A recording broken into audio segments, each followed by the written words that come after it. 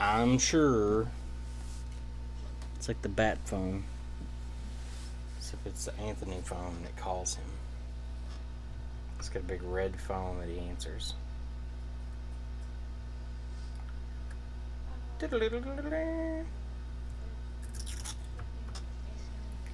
Boom, boom, boom, boom, boom.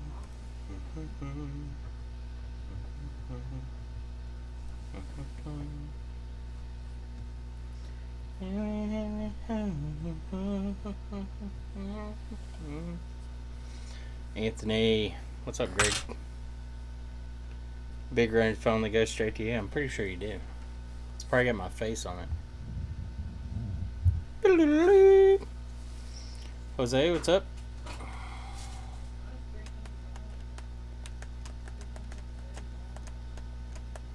Wayne, what's going on? Tim, you're a little late. Tim, I got a question for you while we're getting into this. I've got a touch bar. It came in liquid damaged. It had a short on the main power rail. Removed that. Computer boots up but doesn't see the SSD. I've checked all the SSD powers and they were missing. One of them was shorted. It went to the U9300 PMIC. Replaced the U93 PMIC. Don't have a short anymore, but still not getting SSD voltages. I've checked all of my lines, and I think I'm missing one from the CPU itself to enable the SSD, but the CPU works fine. So, wonder if you've seen any touch bars lately. And now we'll say hi to everybody. Rob, hi. Nate, hi. Hi. That's somebody. Flash Repair, hey. Eric, what's going on?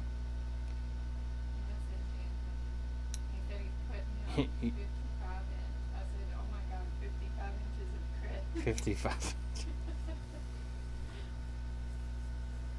Urdu, is that how you say it name? Urdu Hut Repairing? How you doing? Or is it you're due?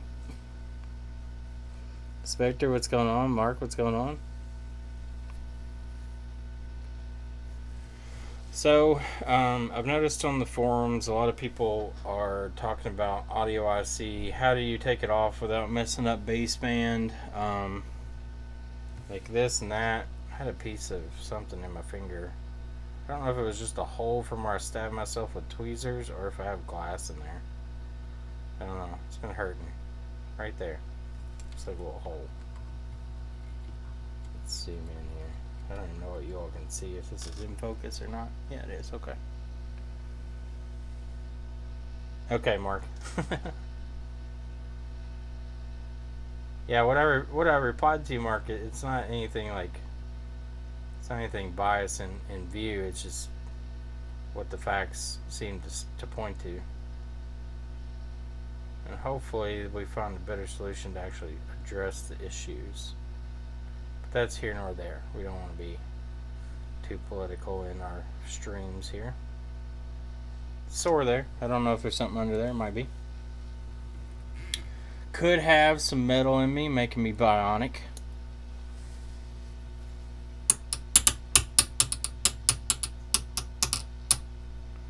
I don't think Tim heard my question. He's not replied.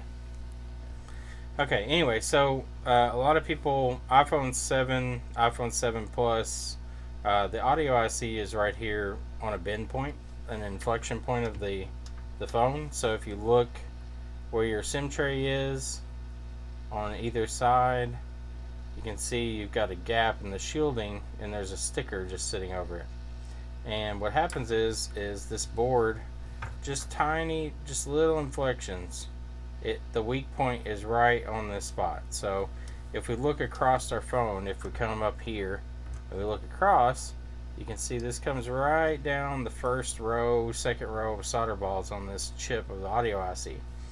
Now this was a bigger problem on the Qualcomm models because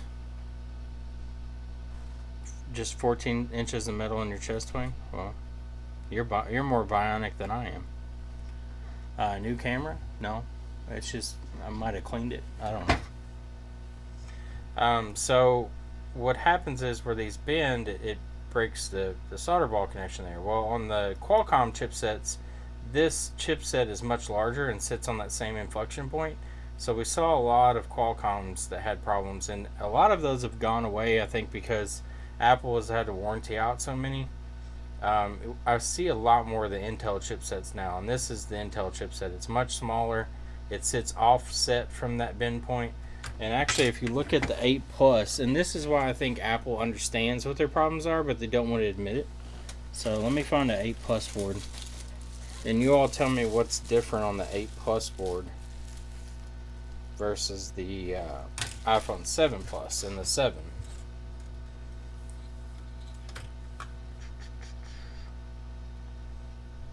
So this is an iPhone 8 Plus.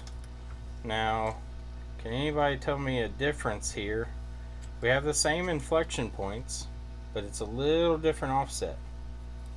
So see how they moved, instead of having this right on the line going down the chips, it's been moved down a little more. So if you look at the actual positioning, we now have our audio IC has been moved a whole quarter of an inch inward towards the top of the phone, so we don't have as many problems there. And then we come down here and we look at our baseband, and it's still the Intel chipset, and our inflection point on the 8 Plus is right here. So as you can see, it's not sitting on that line. So I think that they understand what their problems are, but they're just too prideful to admit it. 3-way heart bypass, watching from hospital bed. Well, that's not good, Wayne. Hope you get better. I don't know what it is, but I love densely populated PCBs. Spectre, I do too, but I hate working on them. I'd rather work on Macs all day. I did a 13-inch MacBook Air today that came in for RAM beep. I enjoy doing those.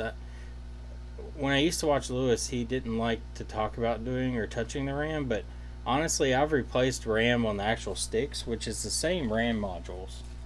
Let me find one. So if you ever look at a Mac and you look at the RAM that's on them, it's the same chips.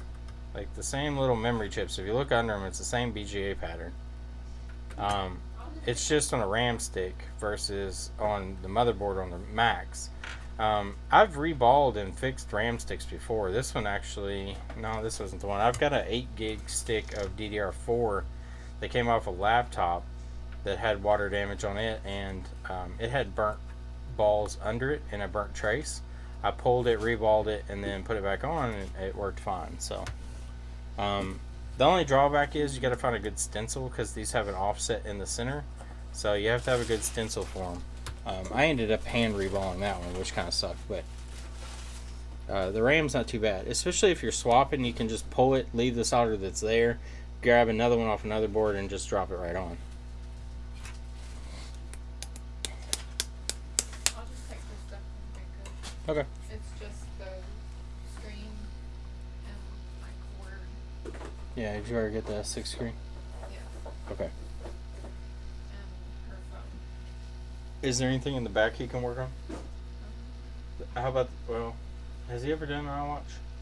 No, that's why I kind of want you to do it. Alright, I'll do it. Just do it tomorrow. I'll go with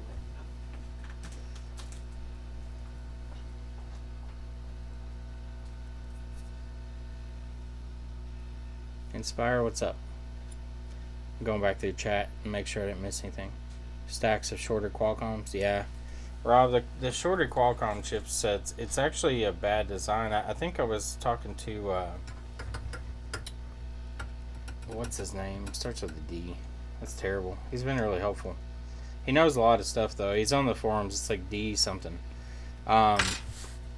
He was talking about how that chipset shorts, and it's actually due to a voltage regulation inside of the chip not being well thought out. So what ends up happening is when the chip fails internally to regulate the voltage, instead of just sending 0 to the baseband, it ends up sending, instead of, because it uses an LDO, so an LDO just takes a voltage and it uses a bleed down resistor pretty much. Yeah, DG, correct, Alex. if I'm saying this correctly, I'm pretty sure the LDO uses a bleed down resistor to pull voltage down from what VCC main would be 4.2 to 3.7, and it's dropping it down on those to like 1 volt instead of using a buck converter, which is a much more precise voltage regulator. The LDO was in place of that to try to bring that voltage down to what's usable for baseband. Well, the problem is when that LDO went out, instead of going to 0 volts and just not supplying power at all, it was just dumping the full 3 or 4 volts in baseband CPU, and then you end up with an internal short. Because, I mean, just like a CPU, if I take a desktop CPU and I dump 4 volts into it, it's going to fry something. It's just not made to do that. And it was a bad design in general. I don't know if Intel has changed how that works. I would assume that they maybe have a different voltage regulation that's internal to this chipset. But whatever they're doing, it is not having the same problems. I think DG also said that it may have been a problem with where the chipset actually separates from the board a little bit, that the ground that the internal resistor or whatever that internal LDO uses was losing connection, and when it loses that ground connection, it's unable to regulate the voltage, and that may be why it was failing. I think that's what he said. So it makes sense to me too. But anyway, back to what we were talking about. 8 Plus, 7 Plus, different design. Apple knows what they're doing wrong. They don't want to admit it, and they blame the customers. You go through the thing. Yeah, it's fine. And that way you don't have to go out of your way later. Okay. So I'm going to show you how I take off audio IC. I try to do this without damaging them because I don't want to get any chips in them, and they chip very easily because this is a bare silicate die. It's glass. That's all it is it's a glass IC, so you can break it very easily. And it may not look like anything major if you get a chip in it, but it could very well be causing an issue internally. So what I do is I tend to start out with tweezers that are equal length, and I'll just bend the ends in just a little bit. And what that's going to do is it's going to want this chip to lift instead of slipping out of my tweezers. And there's usually either a gap here on the 7 series. On the 7 Plus, those are tighter, so I end up turning it because there's a gap here and here on the 7 Plus versus the 7. So what I'll end up doing is put a little bit of flux down. Now you can hear me. You have your headphone on with your sweet headset microphone. I thought about doing a Discord thing where we can actually have live chat with people that have questions. I don't think it would be productive to have everybody in the live chat. It would be like pick somebody if they have a question, talk to them, and then kick them back out so that we don't have just a bunch of people yelling and screaming the whole time. But I thought about doing that. I think it might be more helpful to some people that watch that have questions. So my airspeed is 50 on this AU unit, which is half. My temperature is 350 degrees Celsius. That could be 360, that could be 340. It depends on how far my nozzle is from the board. I have tested it with a thermocouple. It does read pretty close to where it should be. Airspeed does change the heat dependent on how close you are. If you have a high airspeed and you have a lower, like 350 temp, it tends to be higher actually hitting the board. So what I'm going to do, I just want to melt that flux just a little bit so it gets down next to the chip. Now I'm just going to grab the chip and see, I'm picking the board up. Like I've got the board and I'm holding it by the chip. I'm not like 40 inches off the table. I'm maybe a few centimeters. Maybe not even that. Maybe 1 centimeter. For our... it's maybe a third of an inch or so. Just a little bit. You really don't have to pick it up that high.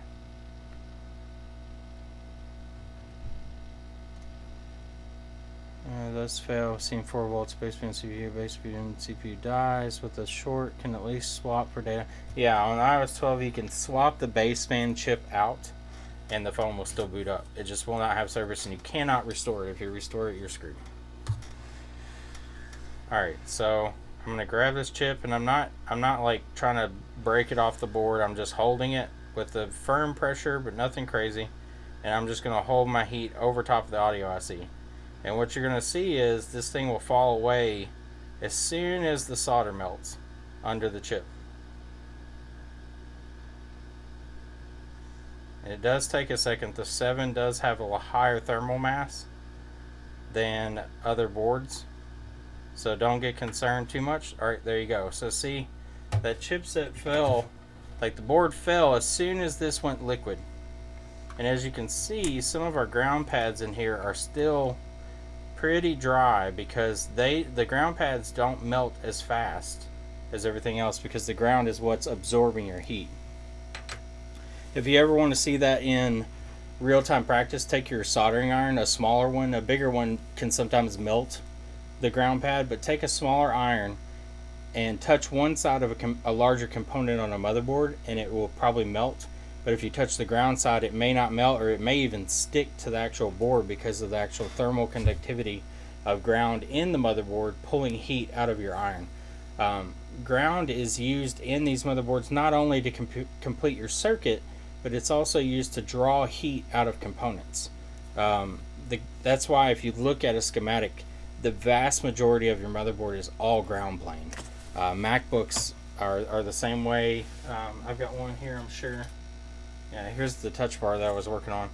So if you look at these, you can see these traces running through here, but all of this here, going through here, up here, all around these components, up around here, all of this is ground plane. Anywhere that there's not a cutout is ground plane. So say you were saying, well, is this ground plane right here? So if I scratch this away and expose the copper, and then I test that to, let's say, the ground hole here, the actual motherboard hole where it mounts, this is ground. This grounds it to the chassis. If I touch that, so this is ground here, see, this is still ground. So a lot of your motherboards are made of ground, especially in iPhones, because they have to wick away a lot of heat. Solder blob method. I don't use the solder blob method just because it requires a preheater. I've tried to do it with just an iron, and the problem with it is you tend to apply pressure when you're doing that, and sometimes you might be prone to tap the chip. I got a chip stuck in my foot here. What is this, a TriStar? Yep. TriStar went through my sock and was poking me in the foot. What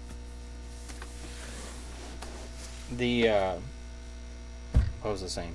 Oh, the blob method. Like, I tend to be a little unsteady when I'm trying to heat a chip like that. So what happens is I might tap it, and when I tap it, what's going to happen is either you're going to mash the chip if it does go liquid, and solder's going to pop out and stick to everything, and the solder ball may have enough physical mass to move stuff that's nearby. If that stuff becomes liquid also. And the other problem being that I feel like it's such a tight space to try to get that chip off without just kind of running into other stuff and having you bridge everything around it. This method requires really no, you don't have to be skilled, you don't have to have really good iron, as long as you have a decent hot air station that can hold the temperature. Really, you could do this probably at a higher temp and it would come off even faster, but I like to work at lower temperatures because it heat soaks the board a little less because your temperature is obviously lower, so it takes longer for that temperature to warm up the other side. And I figure if I'm at a lower temperature on one side, by the time it actually heats up the other side, my temperature on that side's got to be it's going to be lower because it's not direct heat hitting it. A higher speed may be useful, but I have noticed that some components, especially like TriStar, they are sensitive to heat. They can have problems if you heat them up too much, so I try to keep it to a minimum.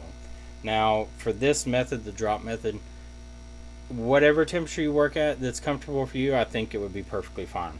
But I don't think you should go blasting the board with 500 degrees C full airspeed and hope that it comes off without messing anything up.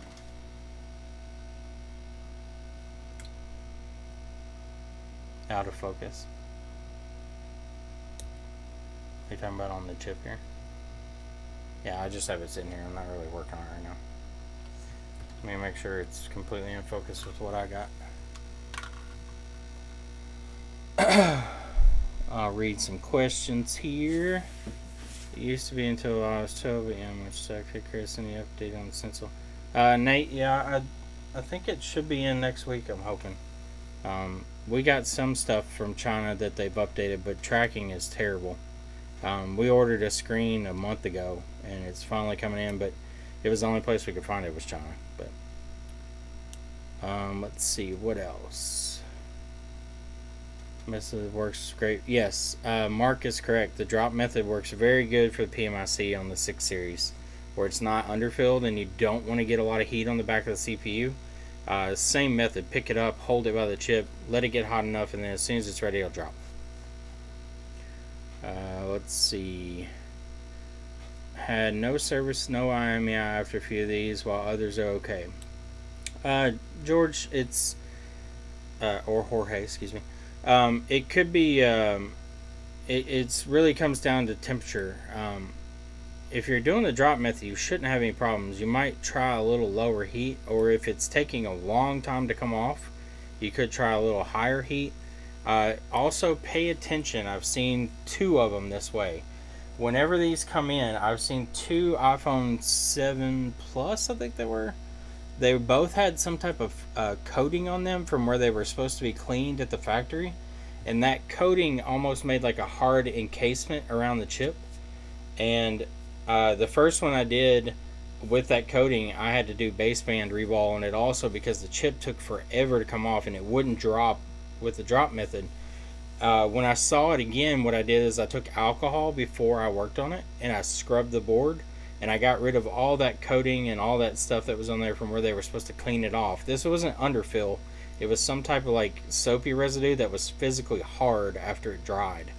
I cleaned it off with alcohol, and then that one, the drop chip method worked fine. So there was no problems with it after that. So now we're gonna go on. I'm gonna set the audio C to the side, and we're gonna clean up what we've got here, and then we'll run. Our jumpers are gonna be here, here, here, and here.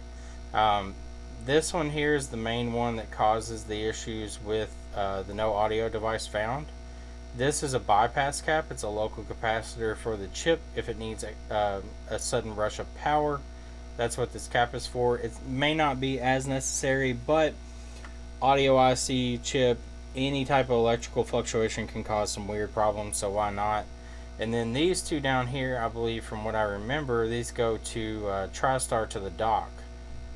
And these can be important for people that have like headphone problems, which I have seen. So these are definitely worth running. This is the only one that may not be worth running, but I mean, it's 1 extra line, you might as well. Don't you need to cover the power IC? No. So if you go over here and look, is there any signs there that say there was too much heat around the power PMIC? Let me get that better view for you all. So is there anything around that says, Chris, you've overheated the PMIC?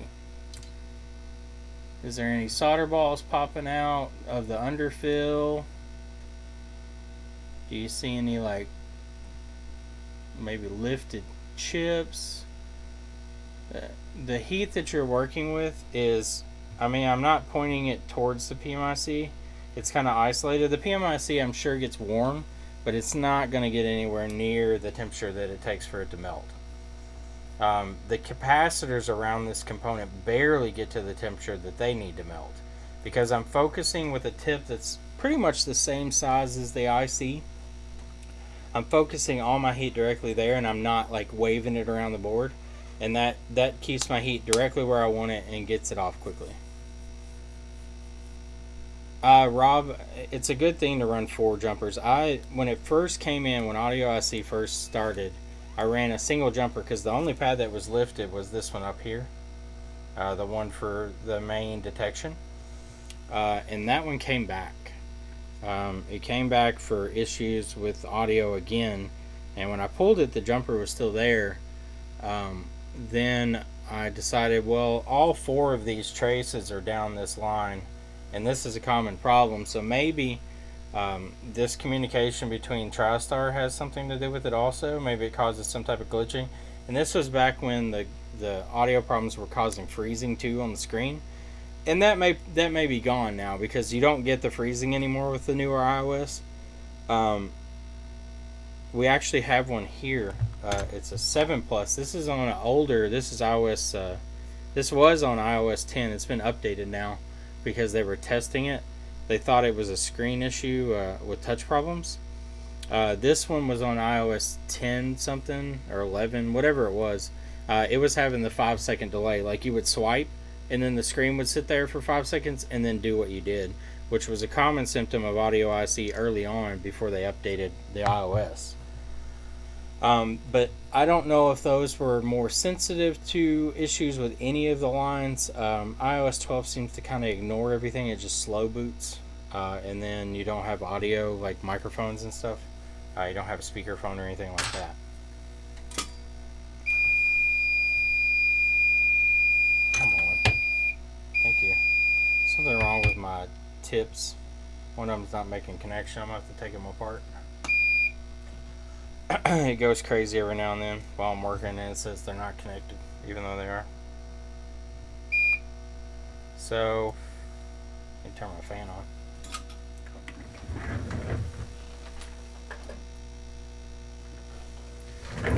Alright, so what we're going to do is we're going to flush this with leaded solder.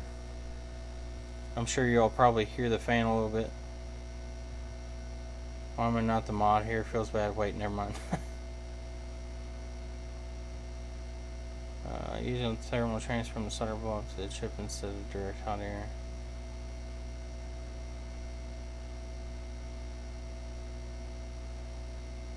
Seems like the X sandwich boards are still victim. Yeah, they are, Spectre. Flux damage is nothing that they've been able to get away with yet. So I've got a decent little blob of solder here, and I'm not going to touch the board with my tweezers. I'm just going to move this ball around. So I'm being careful not to let it touch any components nearby. I don't want to bridge it to anything, because bridging it just becomes more of a nightmare.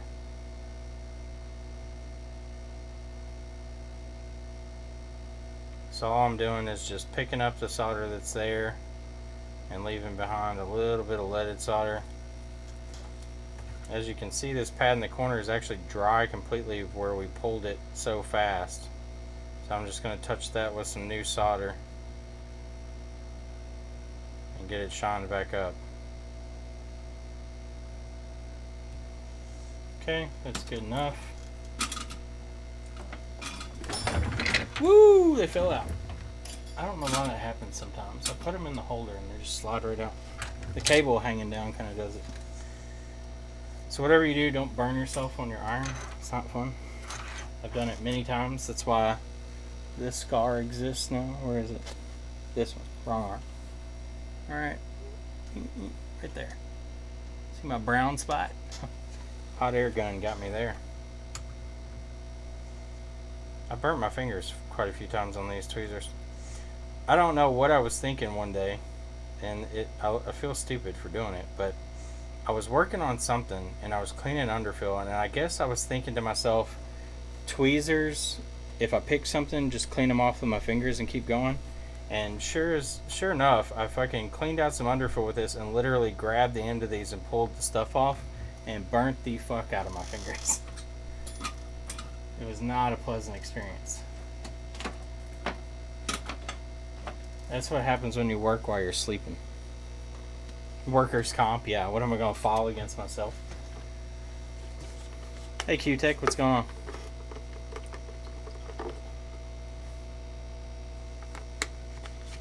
But yeah, pay attention to what you're doing. It saves you a lot of pain.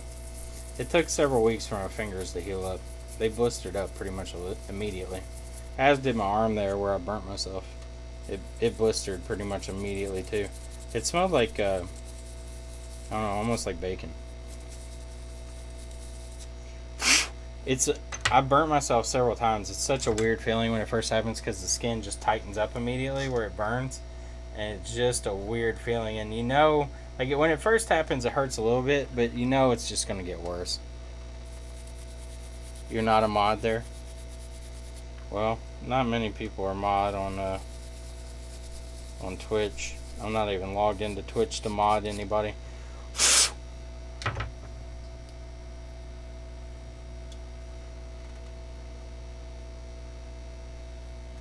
Bacon? Yes, bacon. I mean, I don't know what else to describe it. I guess you could call it like really well done beef smell. I don't know. Would you consider yourself beefy or bacony? I eat enough bacon, I guess. Trader wants Twitch mod. Why do you call yourself the trader?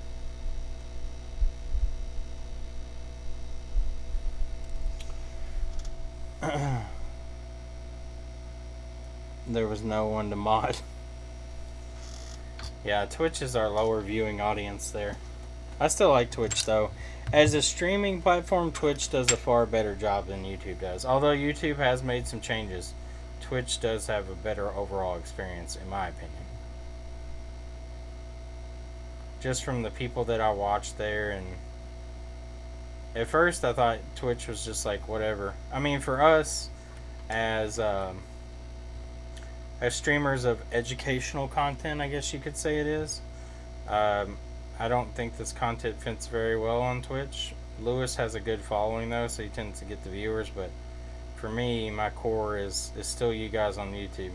Although I do appreciate anybody that goes to Twitch and follows. I mean, it makes me look less of a nerd. Like this guy only has 12 followers on Twitch. What a loser. Not that it really matters, but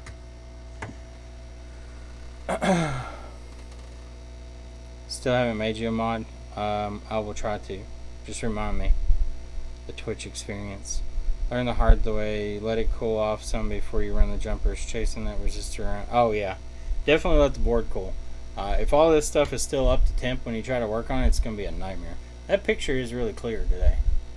I don't know why it's different. Usually it's not that clear. Well, y'all are getting a treat today.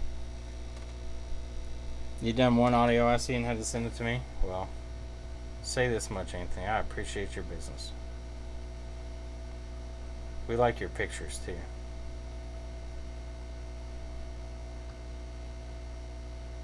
I think we're going to have a special surprise for you on one of these shipments. Let's just say you'll probably hate us. You hate us because you ain't us. Alright, so just kind of scraped back those traces there. I'm going to take my toothbrush and just kind of wipe off the top coating that we scraped off. So you can see we have copper exposed on all of our traces now. And we're going to come in with some flux and tin those up. Nerds unite. Maybe if I had massive boobs you'd follow on Twitch. I got pretty big boobs.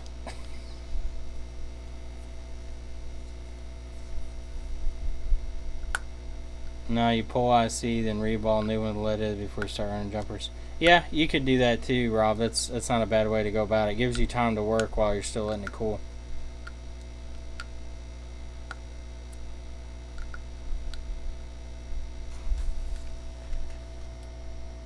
It's funny because you're all on a delay. I can say things and you don't even know what's happening for the next 30 seconds. Alright, so I'm going to tin these up without burning myself. This first pad, I've noticed it can come off with the tweezers if you're too aggressive. Not a big deal. Do you all want me to go ahead and remove that pad and show you how I make a new pad? Like worst case scenario, it's not there.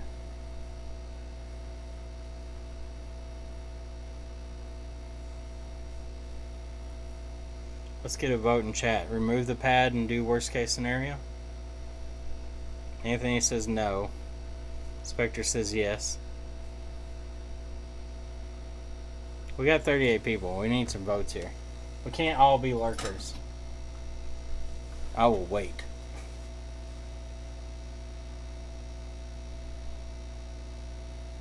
We got yes, yes, yes. So that's 4. Okay. So that's enough votes. Anthony's the lone outsider. Everybody in chat needs to scold Anthony. Just be nice about it. He's a sensitive boy. Alright, so I will try to get this pad to come off. I'll tend the other ones. Maybe one of those will come off. Usually they don't. Usually it's just that first one that does.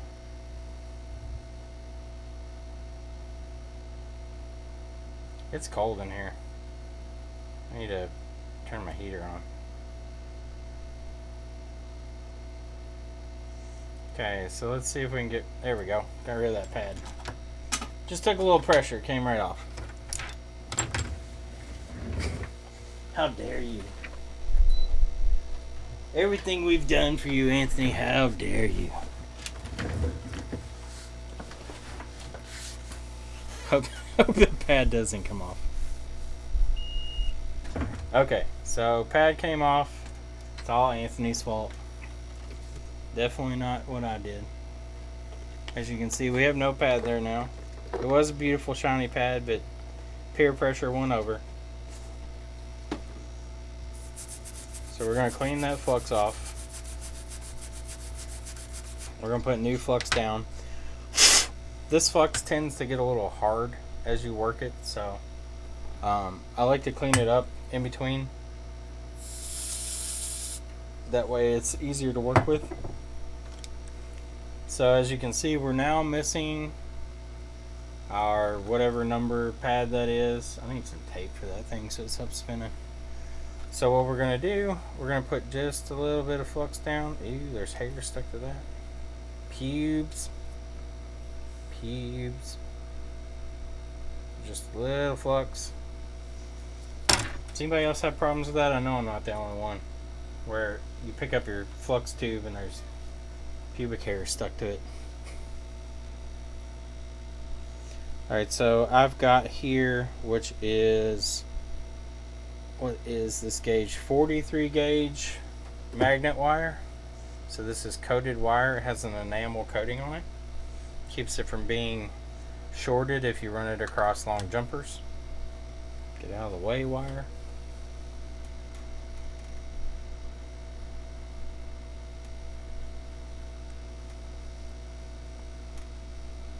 A little flux with some pubes. Hey Lisa, what's going on? So we've got our magnet wire here. The 43 gauge is pretty small. I'm going to bend my tips back flat a little bit here so I can grab this wire easier. Alright, so what I want to do is I want to dip the tip of my wire into the pube flux here. And then I'm going to take my tweezer and I'm just going to heat it up with some solder. And as you can see, you see the red tint there? It actually takes the coating off of this wire. And I want to tin a decent amount of it because I'm going to make a pad here. So what we're going to do is we're going to lay it with the same direction as the line is. And I'm just going to touch it once it's sitting on that pad. Or on that trace. Okay, so it's attached. And what I did there, if you look at it, we'll zoom in here.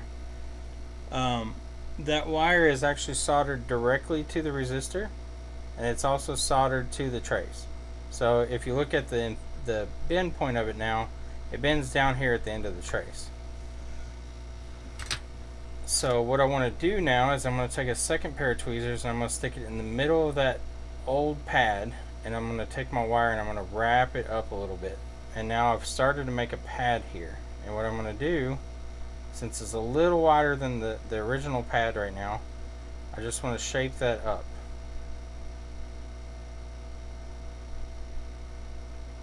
Okay, so now we kind of have the shape that we want. And I'm going to trim off the excess and try not to trim the wire that I just made. So I'm going to use the very tip of my blade here. Probably better to come from this side. I'm just going to cut that. So now I've got my wire cut. I'll pull it out of the way, and we'll save that because we're going to use the rest of it. And now that I have my bend made, I can just kind of nudge this into place. And I want those to come all the way around full circle, and I want it to touch. And you're going to use this method a lot, especially if you're working on iPhone X's that have inflection damage. The pads in between the boards are going to separate, and it's going to rip the pads off. So now what I want to do, since I have my little eyelet made, I'm going to come back and I'm going to hold that wire down at the top, and I want to just touch down here at the bottom. And what that's going to do now is I've made a circular pad here, and this wire should now be soldered back to itself. As you can see, it is. It doesn't move, it's not separate now. So now I have my trace and a new pad made, and when I drop solder on this with a new ball, it's going to fill completely that up. If you have a larger pad, which I think Union Repair posted a video where they actually had a larger pad that they coiled up some wire for a NAND. That was really cool. On some of the smaller stuff, it's really hard to coil it really well. So I just try to make an eyelet that's small enough that I know when I sit my solder ball that's a little bit bigger than that eyelet, it's going to sit down on it and it's going to attach to all sides of it. So I think I lost my other piece of wire. I think I knocked it off the table. I'll just grab another one.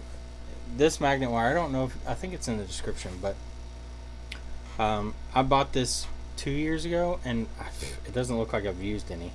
It's like a quarter of a pound or something. No, it's a half a pound of magnet wire. I don't think I'll ever use all this.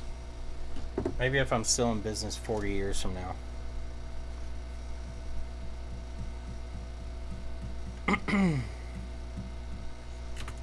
Tim banned me, Daddy. So now I've got my new piece of wire here, and what I always do is I like to straighten it out on the end, because I want my jumpers to run pretty straight to the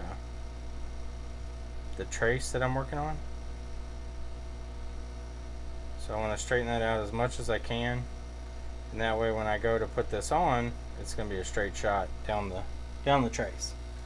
And we're going to do the same method. We don't have to make our eyelet, but we're going to do the same method for tinning our wire. I'm just barely touching the wire. If you get real aggressive, it'll break the wire.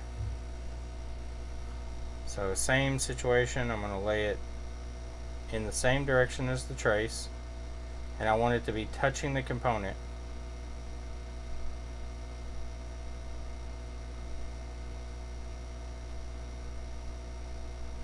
Okay, so now that one's soldered. The heat transfer up this wire will actually melt, and up the trace, it actually melts it up here at top. See, I can't move that, that's soldered down. So same situation, just come back in with your razor blade right at the very end of that, just cut it right off. So now we've got a new piece of wire that we can tin again and solder another jumper.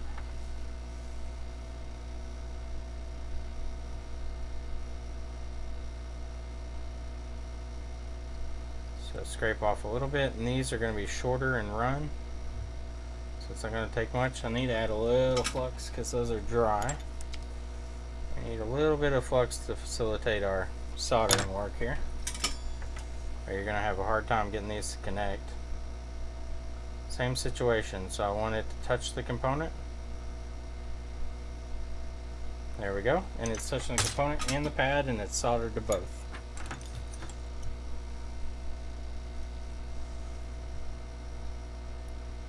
So right at the end of my pad, cut it off, and then I've got enough already tinned that I shouldn't. I'm going to straighten it out some though. It's a little crooked. My tweezers are being a pain since they're not straight.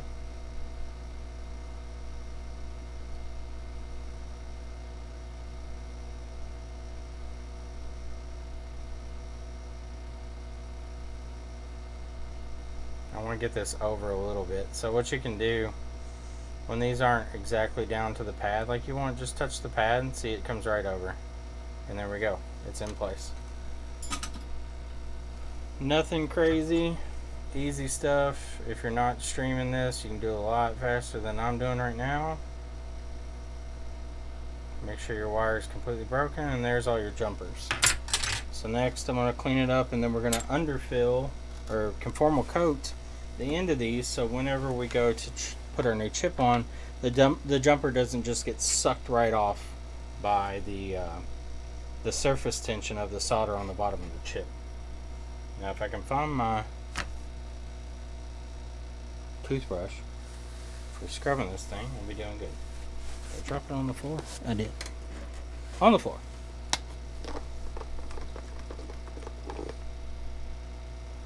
Shorter basement. Yeah. I haven't seen too many shorter basebands. Pretty much whenever a 7 comes in and they say they're having searching problems, I immediately just tell them, if you don't want data and you just want a phone, take it to Apple. It's not worth your time. They're covering them right now. They have a 3-year replacement on them from the purchase date, so the sooner they get it to Apple, the better they are. Okay, so we'll look at all our jumpers here. We want to make sure that we're soldered to our connections, like where they go. So this one's soldered right there. You can see the joint. This one's soldered, doesn't move. This one doesn't move. That one, let's see. It's soldered to the pin. It's not soldered to the trace there very well, but these you can straight shot them and not hit the trace as long as you're to the pad and to the component.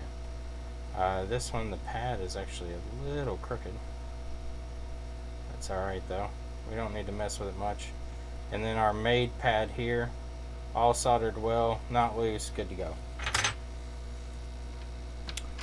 Alright, conformal coating time. Now if I know where I put that, I'm gonna organize the shit today. Where are you, Mr. Conformal Coating? There you are. What do you think will be the biggest fault on the excess boards? It's gonna be the same thing, Spectre. It'll probably be bin damage causing separation in the layers. I gotta stack before I shorted that one out. No, let's see. Didn't take me long enough.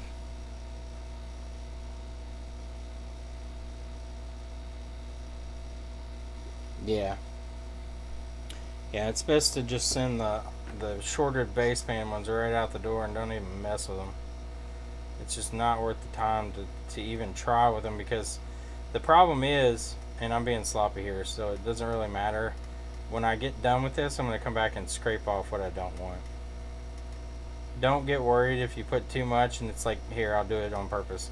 If it's like this and it's covering the pad half the way, like, this doesn't matter. You can come back and scrape all that back off. The main thing we're trying to do here is we want to coat the wire itself and give it something that's going to kind of hold it in place. So that's the main goal here.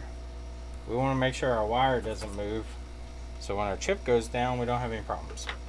Now you don't want to blob it on there, because then you'll have problems where the chip won't even sit on the board because there's so much conformal coating under it, it can't physically sit down. We're gonna UV light that real quick to cure it. C12, F12, H12, and J12. Yep. Jorge, those are the pads.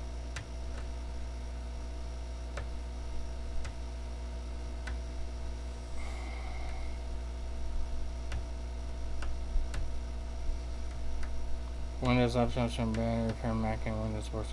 Yeah, some Windows computers, they put like 6 million screws in the fucking thing just to hold it together. It's ridiculous. Hey, Paul, what's going on?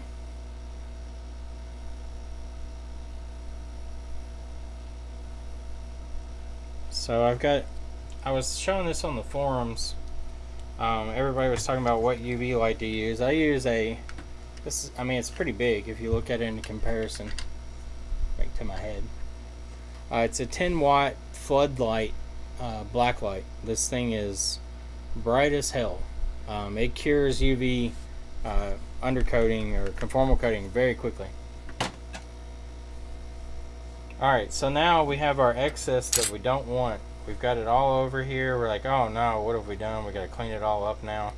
So what you're going to do is just take your razor blade. Get rid of that. Take your razor blade and just go to the actual trace, and you're just going to lightly scrape it. and it comes right off. You don't have to do anything crazy. I'm just taking the edge of my blade and I'm just rubbing against the coating. And then once I'm done, I'm just going to come back with a little bit of alcohol and it'll clean right up. And we'll have a beautiful exposed trace, and we won't have any wire just kind of floating. It's going to be exposed. It might cause problems.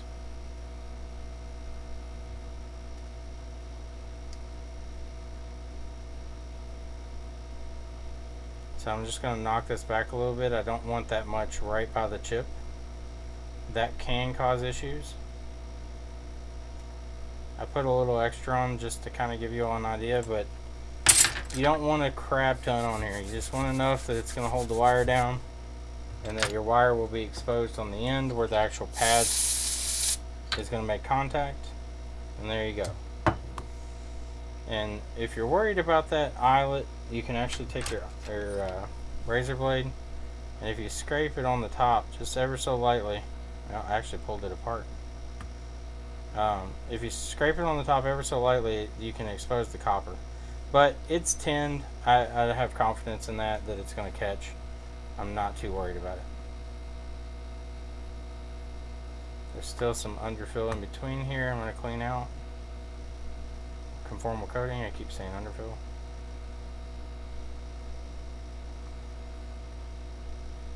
Alright, that's cleaned up. Wipe that off. Alright, let's see how she looks here. Alright, looks good. As you can see, the copper on this wire here is now exposed where I've scraped on that. So that'll make a good connection. All these will make a good connection though. Now we move on to reballing the chip.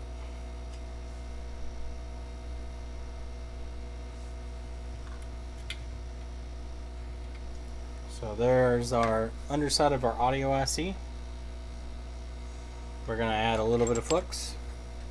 Thank you, Spectre. Yeah, Joshua, I agree. Business class Windows laptops are really easy to access. They make them very, not all of them, but a lot of them. Some of the HPs that I have literally are one slide button, the whole bottom comes off. You can access everything on the board. If you want to pull the board out, it does have some screws on the inner frame that are around the edge, but it's like maybe 6, and then you can pull the inner frame off too.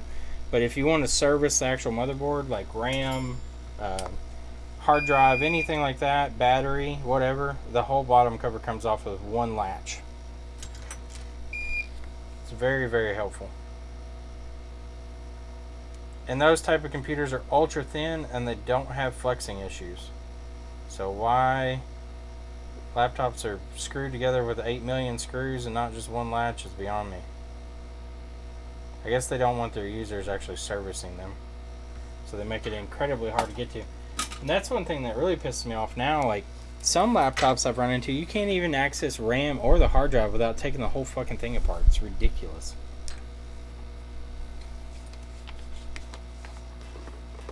Oh yeah, Windows laptop screens are cakewalks. Not all of them, but a majority of them. Usually it's plastic snaps around the outside edge, 4 screws, unplug the LVDS, plug the LVDS back in, 4 screws back in, snap the frame back on.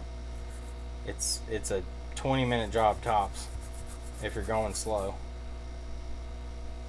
Some of them though are as bad as Macs, but a majority of them are not.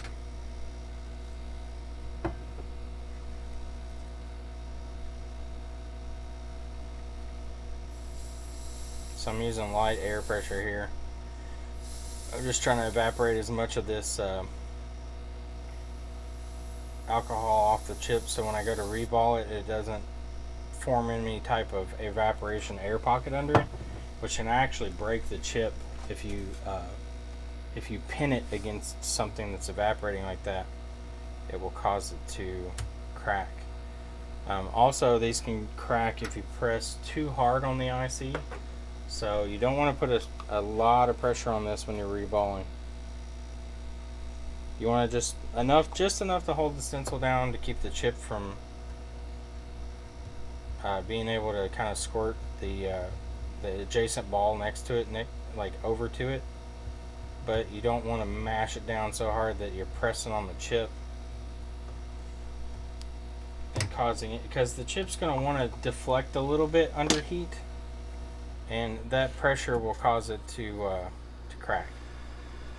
Anything you heat up will expand. Doesn't matter what it is. Some just expand less than others. There we go.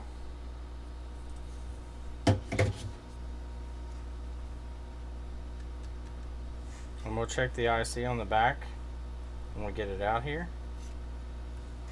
And we're going to make sure we reflow these balls because they're still a little disjointed, because I just wanted to get them to come together in the stencil. I'm not looking for a full reball in the stencil. The stencil actually takes more heat and can damage the chip. So once I get done, I just pull them and reflow it real quick, and then you get a nice even reball on the chip.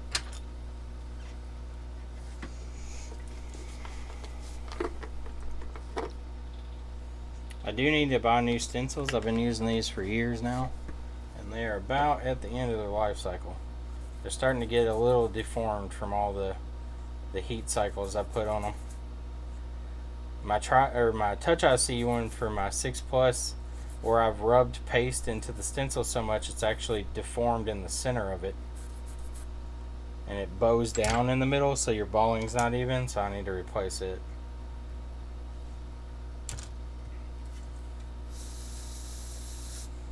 But this is nice and even for us.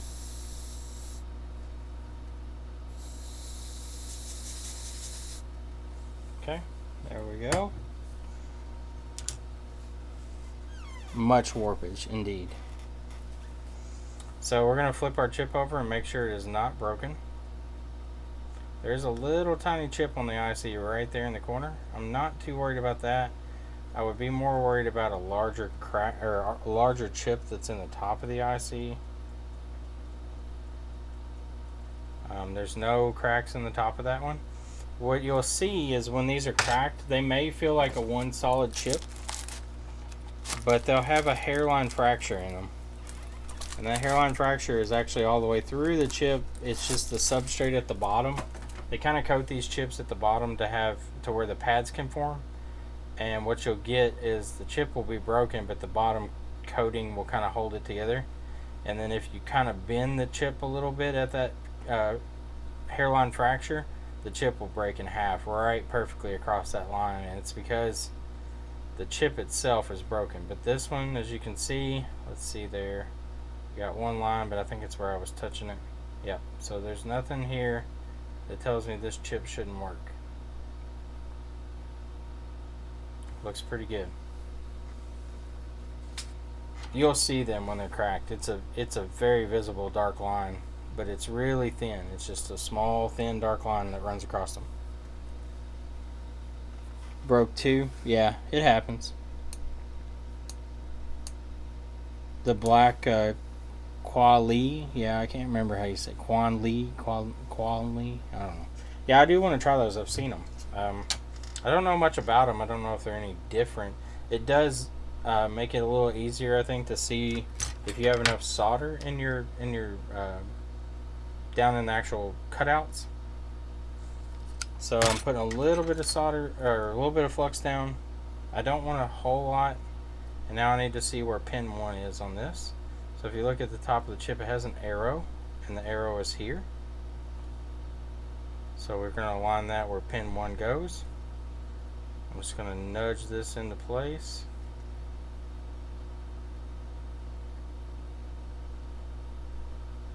And you want to make sure it's fairly close to where it needs to be. And then I'm just going to lightly heat this up until the flux melts a little bit. I don't want my chip to travel too far. Alright, so melt it a little. Alright, so it's not moving. And I'm going to heat it up until it pulls itself into place. And I'm not going overly aggressive, I'm just heating it up gently. Same temp we pulled it off with. Alright, the chip just moved into place. I'll nudge it, it bounced back. And that's it. Leaded solder melts at such a low temperature you're never going to reflow baseband CPU unless you're just sitting there hitting it, and just not letting off. The leaded solder melts at about 180 degrees Celsius. Your lead-free melts at about 220 degrees Celsius. So you've got a huge gap in how much heat it takes. You shouldn't be just blasting heat to it. Is 45x enough to do this job? Yeah, you should be able to do it at 45. I've got a 0.5 bar low on a, I think these are 90x, so that should be 45. So yeah, this is more than enough. I mean, this is full zoom with a 0.5 bar low. I don't know that you really need a whole lot more than that.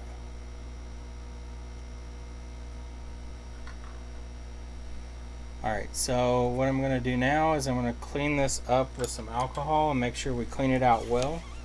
The leftover flux, even though it is no clean and we did get it up to a reasonable working temperature, it can cause corrosion if it's left over time with too much. So you want to make sure we scrub real well, and then we're going to blow that out. And then we're going to go back in with more alcohol to flush out from under that chip. I tend to put a little puddle of alcohol right on top of the chip and then just move it around. That'll move that flux in and out from under that chip, and then blow it off again. Okay, so now if we look at that under the scope, you can see it looks nice and dry around the chip.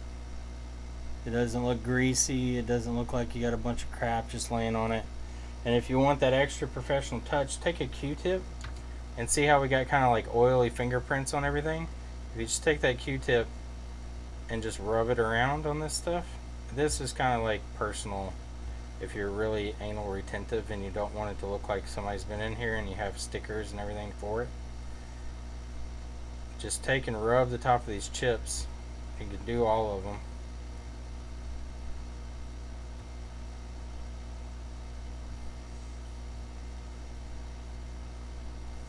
And then when you show that to somebody, you'd be like, that looks like it's never been touched. It's so pretty. Not really important, just a little life lesson. I used to do it on the, what was it that I would always do it on? There's a bigger chip that was reflective. What was it? It was, well, it's audio IC on the 6s, so it's about the same size. PMIC too. I would do it on PMIC because you would get little bits of solder on it, or not solder, but flux. I want to sneeze. I don't want to sneeze. Ugh. So now we're going to pop it back in the frame and we're going to test this. And we're going to see if our chip set down properly. This doesn't always work sometimes for me. I've had to redo some just because the chip didn't sit down well, or maybe something went wrong whenever it was moving into place, and I just pulled the chip back off, reseat it, and reflow it back on. Sometimes the audio ICs can fail due to heat. Sometimes it's due to physical breaking. If that happens, don't worry. Just put another chip on it and try it again. As long as you give it a little time to cool off, you're going to be perfectly fine to rework it again. I wouldn't be pulling chips, blasting with heat, pulling chips, blasting with heat, and doing that over and over and over without giving cooldown time. But give it a little cooldown time, it'll stand up to this work over and over. I've done on one that was a redo for another company. I did 4 in a row and didn't have baseband problems afterwards. Same board, 4 chips. Finally got one to take right. The first 3, the first one was a reball of the original that was on it. Didn't like it. Second one, put it on there. It didn't sit right. Pulled it back off. Put it back on. Noticed it. I had reballed it. Noticed it had a crack in it. Chucked that one out. Grabbed another one. Put it on. It didn't sit down right. Was pissing me off. So I just pulled another one. Put it on. And it worked fine. Reballed every single one of them with leaded though. So I did have some cooldown time in between. Grab our lightning cable here. Wax on, wax off. Yes, sir. How you doing, Eric? So I'm going to plug this in. The battery was dead on this one. We'll see. Yeah, it's dead again. It should boot up pretty quickly, though.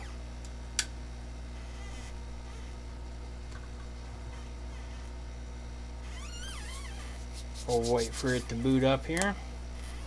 Should not take but a few seconds, hopefully. Because it was on before I turned it off. It was at 1%, but I have a battery over here. I might pop in it if it doesn't turn on in a few seconds. I can take some time to read, though. Carnauba wax them? Yep. Oh yeah, Spectre, it's the best view ever to watch that thing slide over and just sit right down where it's supposed to be. There it goes, turning on. I don't know if you all can see it. Yeah, there's the Apple logo. We'll see how long it takes to boot. Should not take very long at all. You'll see the screen brighten right before it's about to turn the screen on. If we didn't get our chip in the right place, what's going to happen is it's going to long boot again. Possibility. Might be a real possibility. Let's see. No home button yet. There it goes. It brightened up. It should turn on any second now. There we go. So our audio IC most likely is sitting in the correct position. We're going to go to the audio voice memos. We're going to click record. And as you can see, we have a audio recording currently going on. If I tap the desk, and if I talk, you can see that it's picking that up, and then we'll play that back. As you can see, we have a audio recording currently going on. If I tap the desk, sorry, Lisa. And if I talk, you can see that it's picking that up. So our audio IC is now working on this phone. Normally, what happens when the audio IC is not working, for those who don't know, when you click on iOS 12, when you click record, what will pop up on the screen, it will say can't record or something along that lines, and then under it in fine print it will say unable to find audio device. So this one is working now, and we're going to test everything. So rear camera works, front camera works, home button works. Let's go to settings. We'll see if we've messed up baseband. Be my luck we did. Nope, modem firmware is there. Let's see if you all can see that. There you go. So the modem firmware is present. We did not mess up baseband. I will pop in a Verizon SIM card to check it. I do not fear the baseband on these, hardly ever. Alright, so this is an AT&T phone or something, so it did kick me to the activation screen, but we should still get signal here.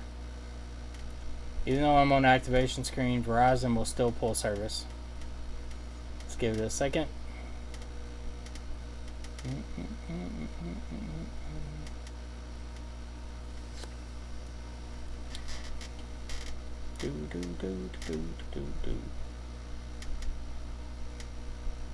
Come on, don't troll me. Give me service. I'm gonna say this like never fails, and now all of a sudden it fails. I know baseband's not messed up because it was our modem firmware would be gone for sure. Are you not gonna give me service? My antenna's plugged in? Yeah. Let me eject and reinstall the SIM card. Pretty sure these will pull signal even if it's not a Verizon phone. It has before in the past, at least. Let's see if it does it now. I don't have my antennas all hooked up, but Verizon's a fairly strong signal around here. So usually it will work regardless. Yeah, our IMEI and stuff shows up in the settings. Let's see if it works.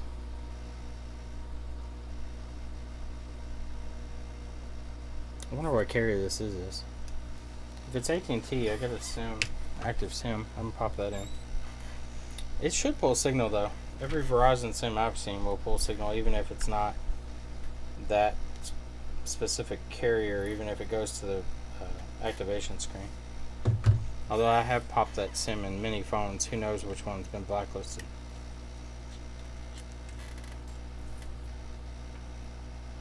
Let's see if this is an AT&T carrier. I did not look in the settings earlier to see. Looks like it is AT&T.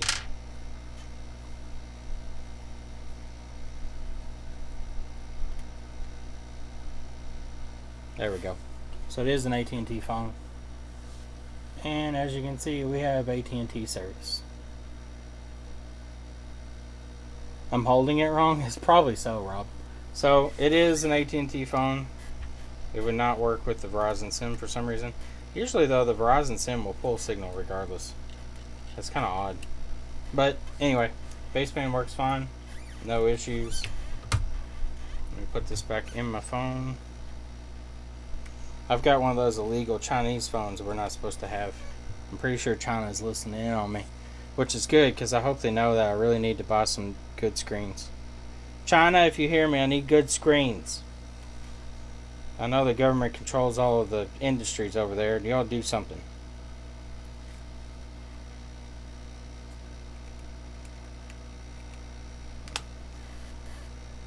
I've got one of those, as some people call it, Hawaii phone, or Huawei.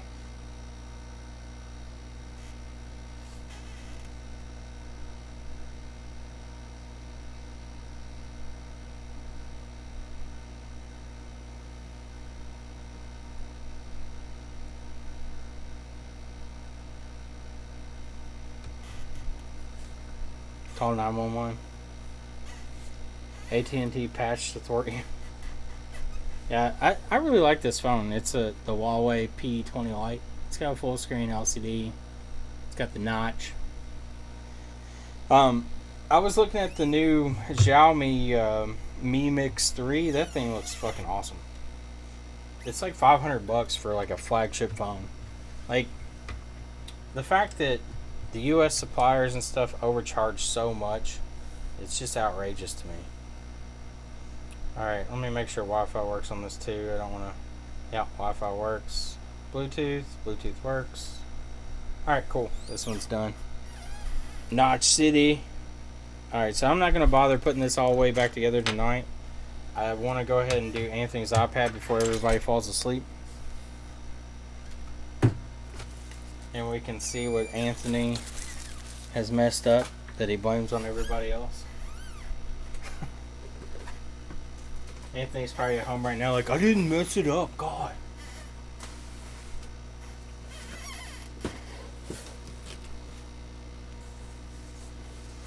Where is the iPad? Oh, Anthony. It's not that one. Get off the board.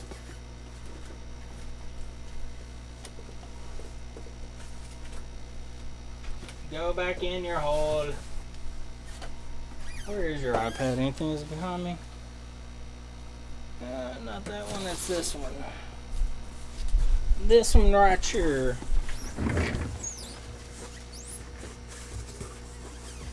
You didn't pay full price? That's good.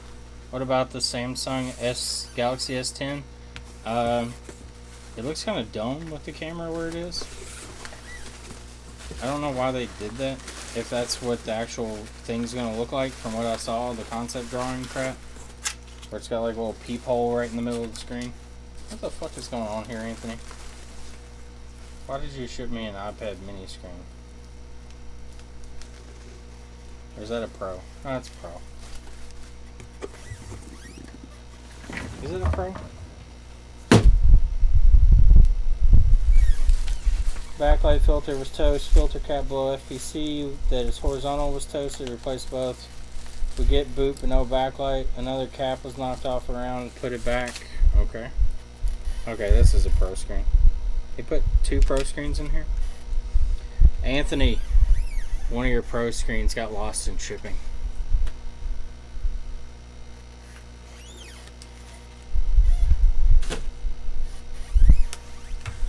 Nobody tell Anthony.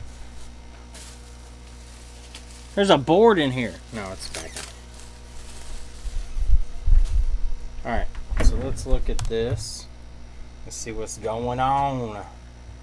So what happens on these usually is people don't disconnect the old battery right here. And common mistake number uno here. The one has a bad FPC. I can fix bad FPCs. I've done this for you in the past. Why do you doubt me? What FPC's bad on it? I'll fix it for you so you have a good screen. Is the one in the box? Or is it this one? I don't even know. Shit. I'm dropping stuff. Let's see. Bad FPC. Who's the culprit? It's this one right here, boys.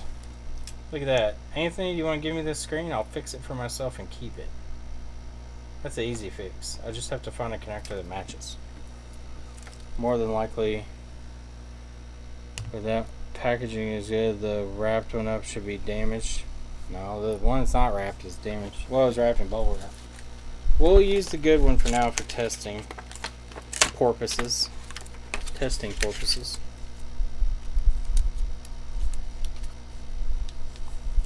Alright. A little bit of Anthony's butt floss on there. So let's see what's going on with the board to start with. Oh, what I was saying. Common mistake people do when they try to disconnect these batteries, they get these plastic tools and shit that they've cut and they're like jamming them in there. Stop doing that. That's not how you disconnect the battery. You'll have a situation which I just fixed where one of the battery data line pins was shoved straight backwards and broke off, and then they're like, the iPad won't charge over 1% and dies immediately. Well, that's because you jammed something in there and broke the pin off. Get to the side of the battery connector, and I usually take my tweezers and just lift up the board just a little bit. If I can get under there. Gamma, this one obviously has not been lifted before. Anthony. This thing is rigid, still glued down. So I'm going to get away from the weak part of the board there. See if I can get under this thing. Jeez, that thing is down tight. I'm going to use my metal piece to get started then here. Let's see if I can get under there. There we go. Get under there, boy.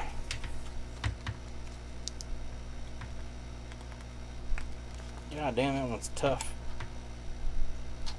Alright, so I got my metal slide under there. I don't want to go too far. I'm going to come back with my plastic one. Alright, got my plastic in. So as you can see, I got my plastic piece put in here. And what I'm going to do is just push down. Now if you look, see it disconnects one side. So as long as the one side's disconnected, you're good. Now if you want to slide something in there to separate it now, you can. You don't normally have to, as long as you disconnect this and kind of leave this wedged in here. That's not going to touch. See, it can't touch. There's a physical gap right there. That's not making contact. So anything I do now on this board is isolated.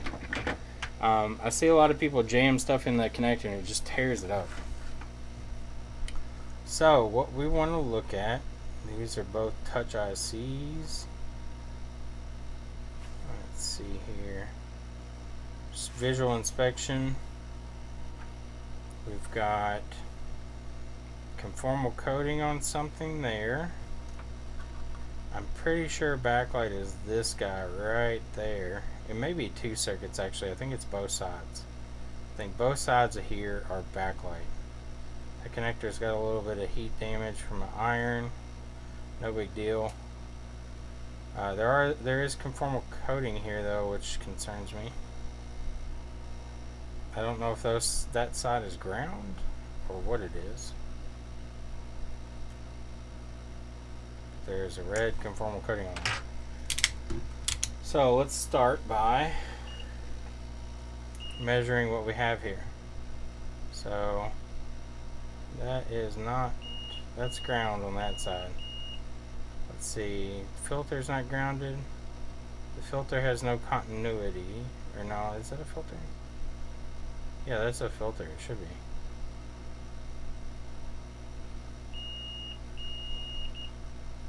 Okay, so my backlight filter here, I'm pretty sure that's backlight. It has no continuity.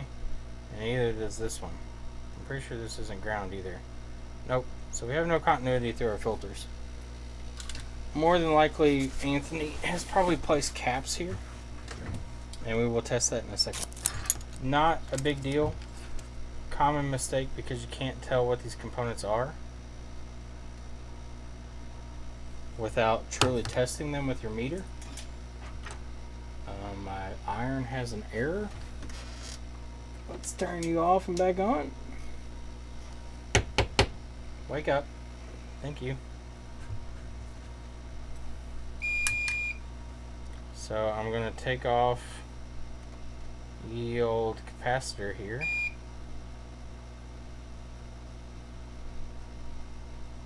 Unless it's just another blown filter, which is a possibility. See what Anthony says. Ordered it from Mobile Centrics. Well, it's definitely not a filter. If it is, it's just a blown filter. Maybe something happened that caused it to blow again. Did you use that same screen that was broken when you tested it again, or did you use your new screen? Okay, we're going to set that down too. Okay, so we got our two filter caps off. So if we want to test if this is the backlight circuit, which I believe it is, most of the backlight circuits and diode reading will be 0.5 or so. So ground is here. We're going to measure the input. And it's actually lower. Well, it's coming up. So it's lower on these. It's actually it's right at 2.61. So yeah, these are even. So this is more than likely backlight circuit. Anthony, never trust anybody, even if they say it's a filter. Always double check and see if it still has continuity. So what I'm going to do, I'm going to flip over to capacitance mode, and I'm going to see if these are in fact caps.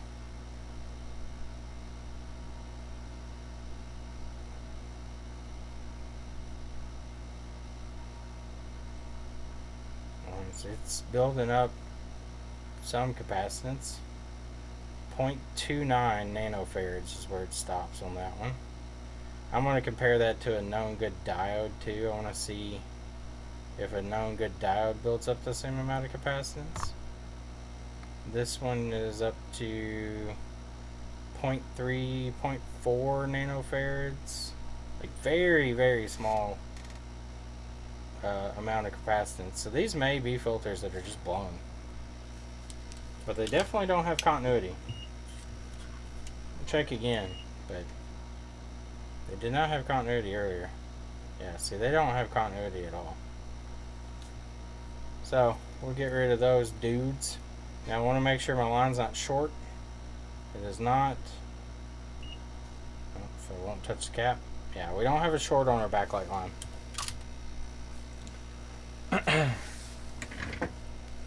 New screen and it blew. Did you disconnect the battery when you plug that screen in, bro?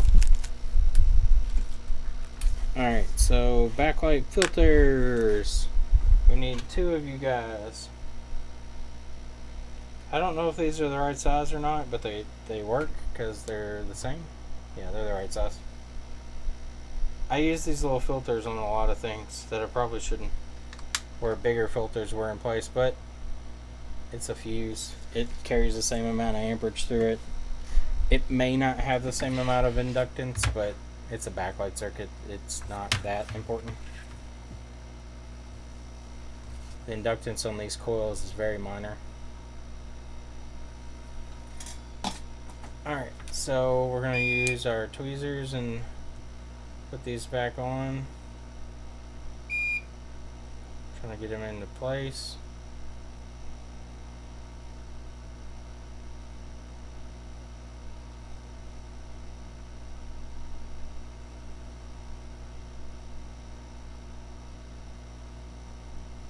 Okay, that one's on.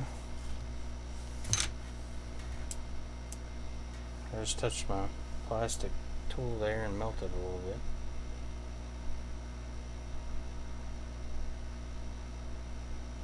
Kind of doing this at a bad angle. Hopefully you all can see that. Yeah, you can.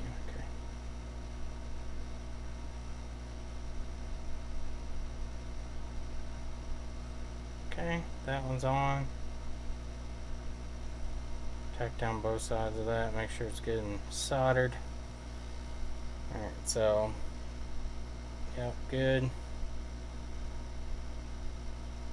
Good. Alright, now next thing we need to check. Now that we have those filters back on, even though we checked earlier and there was no ground on them, I just picked up every fucking screw in the world on the side of this iPad. We want to make sure they're not grounded now because we have been working around them. There is no ground. No ground. We want to check continuity to the pin. It's good. Pin. It's good. Alright, now we test our screen. Much inductance. Rum and Cokes are strong. Rum and Coke. So, we're going to plug in our screen here. You should feel a nice tight snap on both sides of the connector when you place them in. It shouldn't feel mushy. It shouldn't feel like it flops around. Let's see if these burn instantly. They did not burn. And let's plug in our power cord. And we'll see if they catch fire, which it could.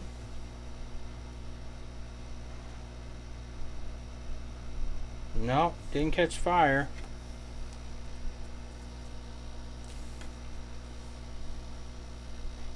Backlight! Woo! It is looping. I don't know why it's looping. It's got lupus. It's pulling 1 amp on the charger. I think the battery might be dead and it's trying to boot, but it hasn't told the iPad it's not charged enough yet. I've seen devices do that, where they'll try to boot up, but because there's not enough voltage, it keeps looping. And eventually it finally says, hey, I'm fucking dead, let me charge for a minute. It's still trying to boot immediately. I'm going to check out these pins under here. I didn't take a great look at them.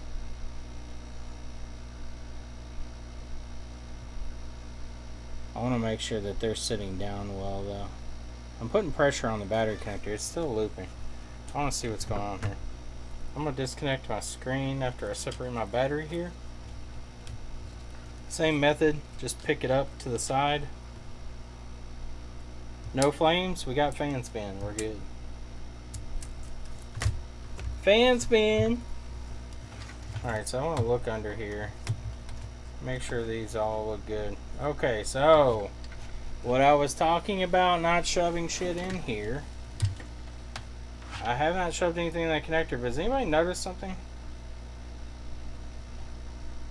Oh, you all can't see it. Anybody notice anything odd about this this connector? Shut up.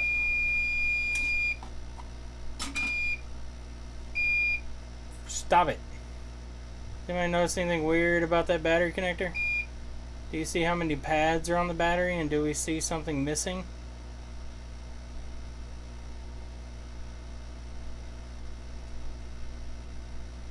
No, it's not lifted. I'm lifting it up. That's why it's lifted up. Does anybody see? Look at the amount of pads on the battery there. You've got 1, 2, 3, and then one big one. And then you got one big one and 1, 2 on the other side. But look at the battery connector. Do you see what's not hanging down? So this is what I was talking about. Don't shove shit into the battery connector. So what has happened is there's supposed to be 3 pins here. One here. This one's bent, but it's still there. And there's supposed to be one here, but it's missing. The reason it's missing is because something was shoved in here and it's broken that pin off. Well, what those pins are the battery data lines. So now that we're missing a pin, the battery doesn't know what charge it's at, and that's why we're getting our loop. So what we're going to have to do is end up pulling this board out. I've fixed this before without doing it, but you run a risk of breaking this. You can take the metal shield off this and kind of flex the plastic up, but this plastic can break. So the best thing to do is go ahead and pull this completely out. So I'm going to go ahead and disconnect all this stuff, and we'll take it out, and I'll show you how you can fix this without having to replace the whole connector.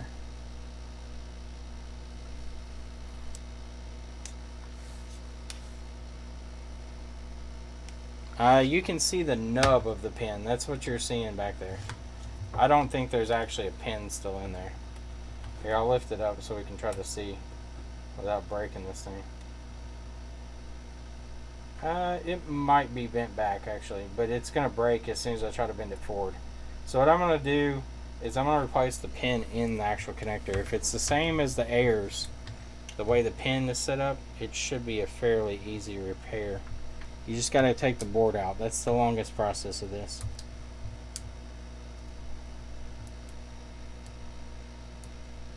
That's no problem, Anthony. Just, you got to make sure that you don't jam stuff up in there. It's a common mistake because they even sell tools for that where you shove them in the end there, and it's just not smart. It's too much of a risk because you got to think those pins, if you come down at an angle, those pins kind of sit down on top of the pad. And if you come down at an angle, you might be able to get under them and slide under. But what ends up happening is people just shove the tool in and it just folds that pin under and breaks it off.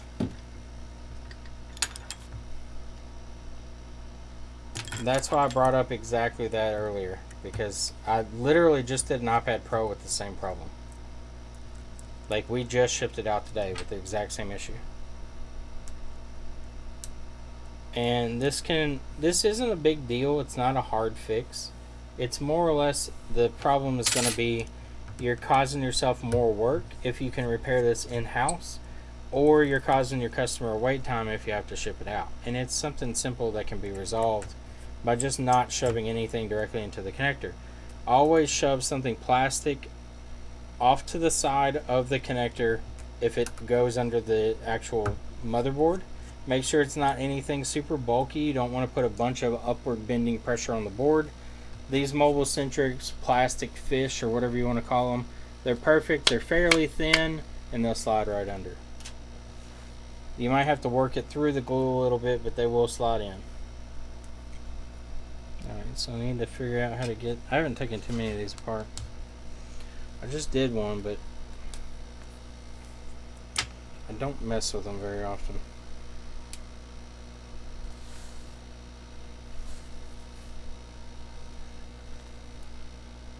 Oh, I didn't even have to take that out. It's 2-part board. Cool. I can put those screws back in. I forgot about that. So I got everything disconnected up top. Charge port's going to come out. Disconnect my antenna. Let's unhook our speakers at the bottom here. And then we'll take out our 4 screws on our charge port and we'll pull it out. Now I am glad to see that Apple learned from the iPad Air, and they have since then put in a charge port that is solidly mounted and flush mounted to the board or to the frame, and is held in with 4 downward facing screws instead of 2 backward facing, and 2 in the very front of the port, which almost acted like a teeter-totter because the 2 backward facing, the inward push of the charger would cause it to push the charger backwards, and then the only 2 points on the charge port used to be right at the front, so it would cause a teetering action when the charge port was flexed up or down. Now, since they have a flat mounted charge port, you don't get that teetering action anymore, and it has stopped with the damage to the charge port itself.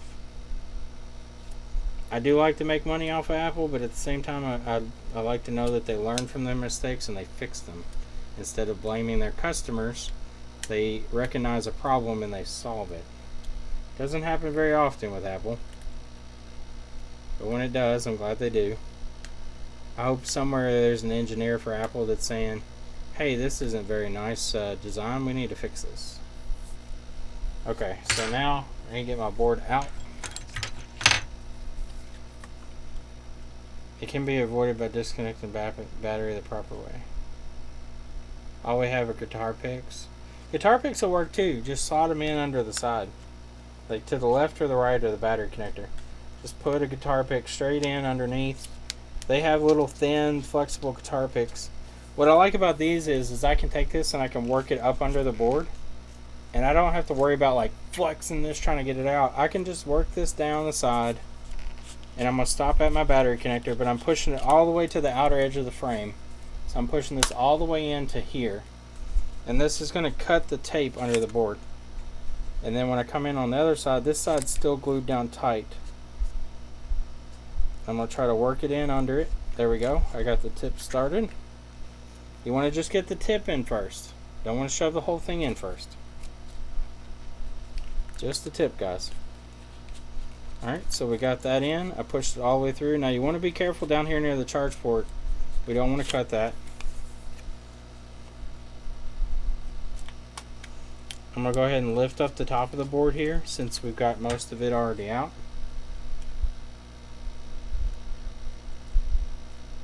And I want to, there's one piece of tape at the very top here I want to break free.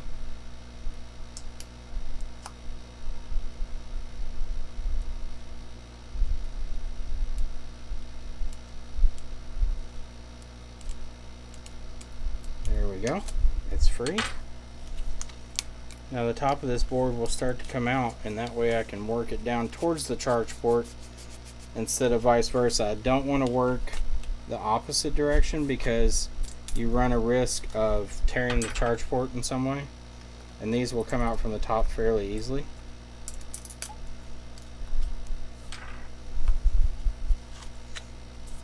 And then I want to work around this charge port area as much as I can to make sure this is free. Alright, so the board's coming out now. You can see it's loose. I'm not putting a whole lot of pressure on it.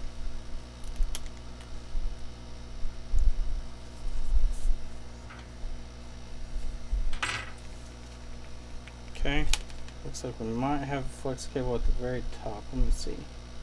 Yeah, we do have one flex at the top, so let me see here.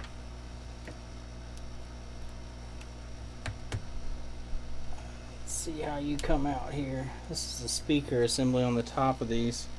It's got a flex it sits on, looks like. Come here and move out of the way. I guess it goes to the camera. Let me see. It goes to the camera assembly, it looks like. Or the speaker assembly in the front camera. So I gotta figure out how to get this front camera assembly out. Does look like it has a flat flex that runs up to the camera. I assume it powers the speakers too. Good thing I looked because it would have ripped it right there too. That's cool. It's got a little Wi-Fi board in between.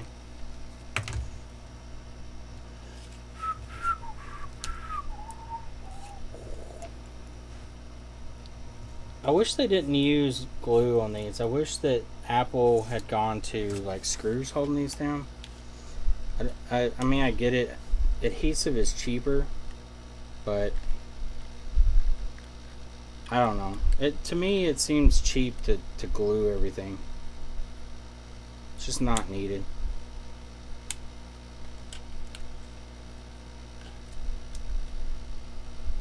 How do you heat up screens for iPad assembly? We use the heat pad Q-Tech, one of those big blue heat pads. Just heat that thing up and it'll come right off. Hopefully this is the same design port as the older Airs. If not, I may have to contact our friends down in Nashville. They have a bunch of parts boards, and he'll have this actual connector more than likely. And I will see. How does this top part come out? I don't even know. I've got all the screws out of it. I don't know if is there 2 generations of the 9.7? Might have to do the old Google lookup. How does this come out? I got all my screws out. It's not coming out. The speaker assembly is not coming out.